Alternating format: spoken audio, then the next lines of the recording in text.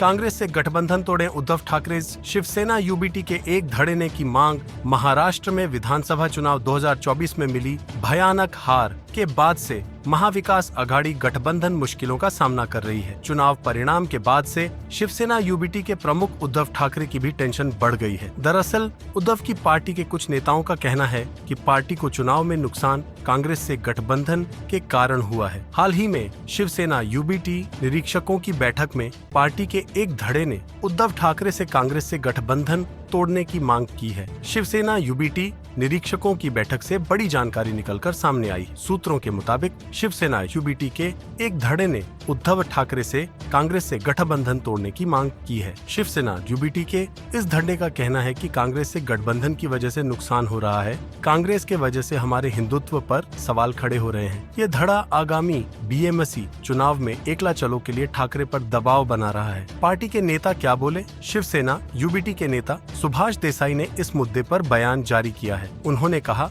हमारे कार्यकर्ताओं का एक वर्ग चाहता है कि बीएमसी चुनाव अकेले लड़े। इनको लगता है कि नुकसान हुआ, असेसमेंट चल रहा है, लेकिन लोकसभा चुनाव में हमें साथ में कामयाबी मिली थी। इस बारे में उद्धव ठाकरे अंतिम फैसला लेंगे। संजय राउत ने भी दिया था बयान। हाल ही में शिवसेना यूबीटी के सीनियर नेता संजय राउत ने भी बीएमसी चुनाव अकेले लड़ने के संकेत दिए थे। राउत ने कहा था कि कार्यकर्ताओं की इच्छा है कि महानगर पालिका चुनाव अकेले लड़ा जाए। संजय राउत ने कहा था कि मुंबई में हमारी ताकत है, मुंबई में हमें लड़ना चाहिए, ये कार्यकर्ताओं की इच्छा है। विधानसभा चुनाव में विपरीत परिस्थितियों के बावजूद भी हमने मुंबई में 10 सीटें जीती और 4 सीट बहुत कम मार्जिन से हारे। महाराष्ट्र विधानसभा चुनाव के बाद अब नगर निकाय चुनाव की सियासी सरगर्मी बढ़ गई है। मुख्यमंत्री देवेंद्र फडणवीस ने शहरी निकाय चुनाव को लेकर संकेत दिए हैं। 2 दिन पहले नागपुर में बीजेपी कार्यकर्ताओं को संबोधित करते हुए फडणवीस ने कहा कि बीजेपी ने स्थानीय निकाय चुनाव की तैयारी शुरू कर दी है। महाविकास अघाड़ी के साथ मिलकर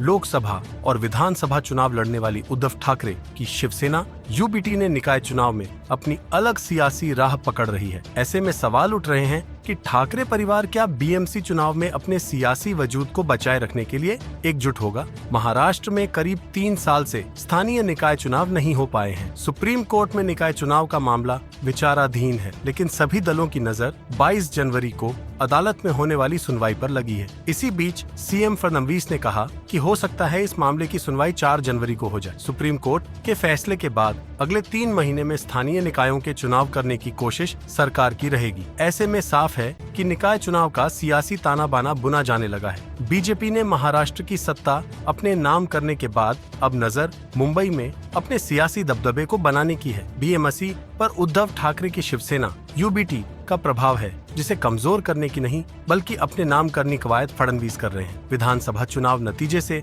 महाराष्ट्र सियासी पूरी तरह से समीकरण बदल गए हैं और उद्धव ठाकरे के लिए अपने आखिरी किले बीएमसी को बचाए रखने की चुनौती खड़ी हो गई है। इसीलिए संजय राउत ने कहा कि बीएमसी का चुनाव शिवसेना यूबीटी महाविकास अघाड़ी के साथ नहीं लड़ेगी। उद्धव ठाकरे की शिवसेना अगर बीएमएसपी का चुनाव कांग्रेस और शरद पवार के साथ नहीं लड़ेगी तो फिर क्या अकेले किस्मत आजमाएंगी या फिर अपने भाई राज ठाकरे के साथ हाथ मिलाकर चुनावी मैदान में उतरेंगे? ये बात इसलिए कही जा रही है कि विधानसभा चुनाव के बाद से महाराष्ट्र में ब्रांड ठाकरे के सियासी अस्तित्व पर ही सवाल उठने लगे हैं। महाराष्ट्र विधानसभा चुनाव में उद्धव की अगुवाई वाली शिवसेना और राज ठाकरे की महाराष्ट्र नवनिर्माण सेना का खराब प्रदर्शन रहा है। ऐसे में अगर दोनों भाई मतभेद भुलाकर साथ आते हैं तो निकाय चुनाव काफी दिलचस्प हो जाएगा। ठाकरे परिवार की 2 मुलाकातें पिछले 1 सप्ताह में ठाकरे परिवार के बीच 2 मुलाकातें हो चुकी हैं। पहला मौका था उद्धव ठाकरे की पत्नी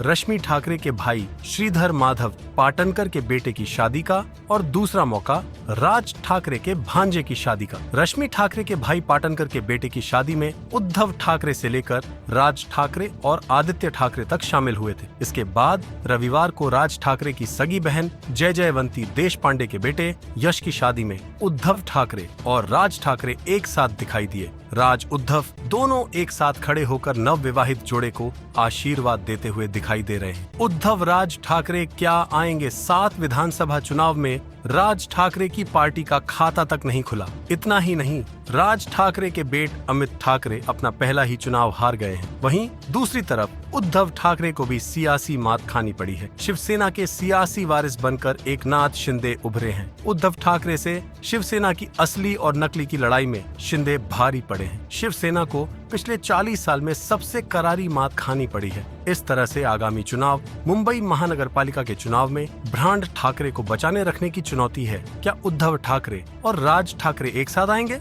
देश में अंबेडकर मामले पर हो रहे विवाद के बीच में महाराष्ट्र की राजनीति नई करवट ले सकती है। महाराष्ट्र विधानसभा चुनाव में महायुति गठबंधन की शानदार जीत के बाद शिवसेना उद्धव गुट पूरी तरह से बैकफुट पर आ गई है। शिवसेना यूबीटी के नेता उद्धव ठाकरे को कहीं न कहीं यह आभास हो गया है कि उन्होंने बीजेपी का साथ छोड़कर बहुत बड़ी गलती कर दी है। अब उसी गलती को सुधारने के लिए और बेटे आदित्य ठाकरे का राजनीतिक भविष्य के लिए उद्धव ठाकरे बीजेपी का दरवाजा खटखटा रहे हैं। कहा जा रहा है कि आरएसएस और बीजेपी के साथ पुराने रिश्ते का हवाला दिया जा रहा है। ऐसे में सवाल ये उठता है कि क्या पीएम नरेंद्र मोदी और गृह मंत्री अमित शाह उद्धव के दिए घाव को भूलकर शिवसेना संस्थापक बाला साहेब ठाकरे की दोस्ती का कर्ज उतार देंगे? महाराष्ट्र के राजनीति विश्लेषक बीते कुछ दिनों से उद्धव ठाकरे और सीएम देवेंद्र फडणवीस की मुलाकात के मायने निकाल रहे हैं। इन विश्लेषकों की माने तो एक बार फिर से उद्धव ठाकरे ने बीजेपी के साथ गठबंधन